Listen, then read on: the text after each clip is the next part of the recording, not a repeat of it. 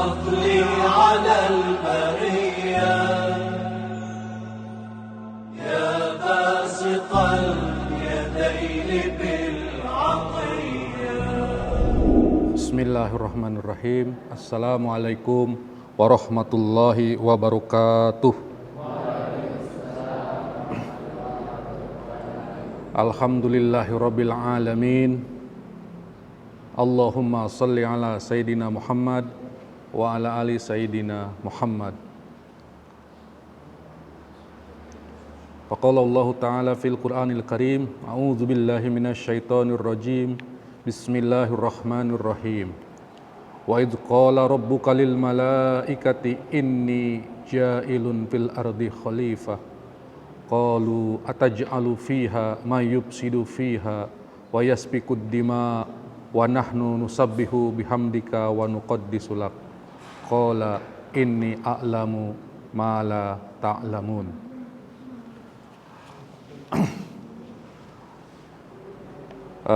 Dalam pertemuan kali ini mungkin Bapak akan menyampaikan lagi atau menyambung lagi pembahasan yang minggu kemarin sudah disampaikan terkait misalnya pentingnya menuntut ilmu, bukan ilmu dituntut ya, sehingga kalau ilmu dituntut kita bertanya salah apa ilmu harus dituntut gitu kan, bukan begitu. Artinya kita berkewajiban mempelajari atau menelaah atau mengungkap hukum-hukum alam, bagaimana hukumnya batu itu ya, bagaimana hukumnya hewan itu, bagaimana hukumnya tumbuhan itu kewajiban ada di tangan kita ya. Oke, merujuk surat ayat 30 surat Al-Baqarah ya, dikatakan bahwa Bapak terjemahkan, dan ingatlah ketika Tuhanmu berfirman kepada para malaikat, aku hendak menjadikan khalifah di bumi. Mereka berkata, apakah engkau hendak menjadikan orang yang merusak dan menumpahkan darah di sana, sedangkan kami bertasbih memujimu dan mensucikan namamu. Dia berfirman, yaitu Allah berfirman, sungguh aku mengetahui apa yang tidak kamu mengetahui. Mungkin kalau kita melihat tulisan-tulisan sejarah, baik kalau kita di searching di Google, kita mengenal bahwa bumi ini katanya beradanya bumi ini kurang lebih 3,4 miliar tahun yang lalu. Jadi betapa lamanya bumi ini. Cuman kapan alam semesta ini ditempati oleh makhluk manusia gitu ya. Karena sebelumnya bertingkat katanya, bumi ini ada dihuni oleh makhluk hidup itu bertahap gitu, tidak serta-merta langsung manusia menempati bumi gitu. Ya. Di sejarah yang kita baca biasanya kita menemukan bahwa manusia pertama yang ada di bumi ini katanya adalah manusia prasejarah ya. Jadi manusia prasejarah itu kurang lebih mungkin hidup 1 juta tahun yang lalu, mungkin ini bisa dirujuk kembali apakah benar atau tidak ya.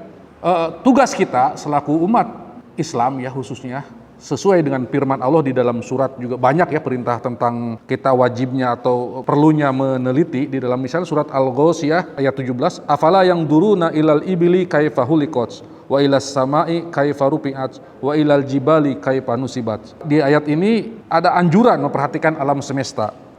Maka tidakkah mereka memperhatikan unta bagaimana diciptakan, dan langit bagaimana ditinggikan, dan gunung-gunung bagaimana ditegakkan. Ayat ini mengajak kita agar kita selalu mempelajari alam, dan ini merupakan bagian dari tauhid kita. Jadi orang muslim, orang kita sebagai pelajar tidak boleh lengah terhadap apa yang Allah tugaskan kepada kita, yaitu menuntut ilmu atau mencari, meneliti dan lain sebagainya. Bukan malah orang-orang barat yang meneliti. Jadi kita boleh mendebat Charles Darwin, tapi debatannya bukan debatan tak berdasar, harus debatan sesuai dengan fakta-fakta. Kalau Charles Darwin berkata tentang rasionalitas, baru kita debat secara rasionalitas. Tapi kalau Charles Darwin menemukan fakta-fakta ilmiah, ya kita harus debat secara ilmiah. Ya, kita harus bisa membedakan mana fakta empirik, mana alasan-alasan rasional. Saya pernah membaca sebuah temuan di salah satunya kalau nggak salah di Baghdad. Di Baghdad itu katanya baterai itu ditemukan 25.000 tahun yang lalu sungguhnya di Baghdad itu ada ya. Ternyata itu udah memiliki teknologi yang canggih sekali katanya. Bahkan di Gabon, kalau Gabon itu daerah Afrika ya, Gabon kalau nggak salah, itu para ahli menemukan uranium ya. Uranium itu ternyata setelah diteliti itu uranium hasil sisa olahan dan itu ditemukan 500.000 tahun yang lalu. Hasil olahan. Jadi hasil olahan itu berarti apa? Dulu pernah ada orang yang mengelola nuklir 500.000 tahun yang lalu.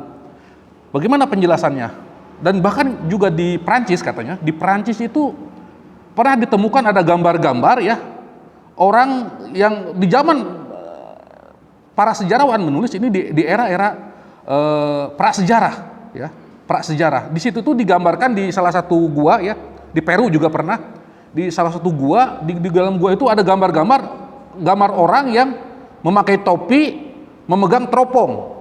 Artinya pada tahun-tahun itu, pada tahun-tahun prasejarah, ada bukti-bukti empirik yang mengatakan bahwa dulu manusia sudah pada tingkatan teknologi yang canggih. Jadi kita jangan juga merasa besar ini bahwa kita adalah sekarang makhluk yang paling teknologi paling canggih dibanding sebelum itu. Karena sebelum itu katanya ada kemungkinan manusia sebelum itu kalau merujuk pada surat ini ya mungkin sudah dihancurkan sehingga kita adalah makhluk Adam, kita adalah keturunan Adam yang baru lagi.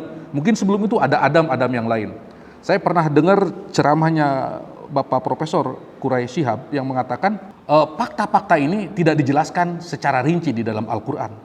Al-Quran hanya membeberkan bagaimana garis besarnya saja. Karena Quran itu membaca sesuatu yang sifatnya spiritual, lebih kepada metafisik ya.